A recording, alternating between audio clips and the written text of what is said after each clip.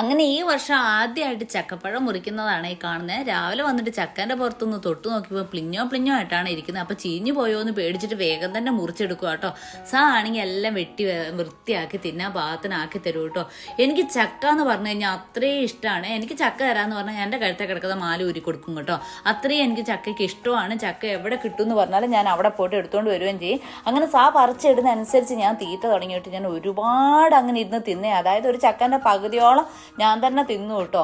അപ്പം എനിക്ക് തോന്നി അയ്യോ ഞാൻ ചോറ് തിന്നില്ലല്ലോ എന്ന്. എന്നാൽ പിന്നെ കുറച്ച് ചോറ് തിന്നേക്കാന്ന് വിചാരിച്ചിട്ട് ഞാൻ ഓടിപ്പോയിട്ട് ചോറ് എടുത്തുകൊണ്ട് വന്നിട്ട് അതും ഒരു ചെരുവൻ തിന്നു കേട്ടോ. ഇതൊക്കെ എങ്ങോട്ടാണ് പോണേന്നൊന്നും അറിയത്തില്ല. എന്നാലും ഞാൻ ഒരു ചെരുവൻ ചോറൊക്കെ തിന്നേ. ഞാൻ നോക്കുമ്പോൾ ഞാൻ ചോറ് തിന്നാനിരിക്കുന്ന സമയത്ത് ഇവർ രണ്ടുപേരും നിറയെ ചക്ക എടുത്ത് തിന്നുവാണേ. അപ്പോൾ ചക്ക തീർന്നു പോകുമോ എന്ന് എനിക്കൊരു പേടി വന്നു കേട്ടോ. അതുകൊണ്ട് ഞാൻ എന്ത് ചെയ്തെന്ന് വെച്ചാൽ ഇവർക്കും വാരി കൊടുത്തു കേട്ടോ ചോറ്. അപ്പോൾ ഇവർ ചക്കത്തീറ്റ നിർത്തുമല്ലോ, അതിന് വേണ്ടി കൊടുത്തതാണേ, അല്ലാതെ എനിക്ക് സ്നേഹം ഉണ്ടായിട്ട് കൊടുത്തതല്ല കേട്ടോ. അങ്ങനെ ഞാൻ വേഗം ചോറ് തിന്ന് തീർത്തിട്ട് ഞാൻ ഓടിപ്പോയി കൈയൊക്കെ കഴുകിയിട്ട് വീണ്ടും ഞാൻ വന്നിട്ട് ചക്ക തിന്നാൻ തുടങ്ങി കേട്ടോ. അത്രയും ചക്ക ഞാൻ തിന്നേ. ഇത് തീർന്നു പോവോ എന്നുള്ള പേടി കൊണ്ട് എനിക്ക് ചോറൊന്നും വലിയ സമാധാനത്തിൽ തിന്നാൻ വേണ്ടിയിട്ട് പറ്റിയില്ല കേട്ടോ. എൻ്റെ വയറ് നിറഞ്ഞ് വലിയ കുടം പോലെ ആയിട്ടുണ്ടായിരുന്നേ.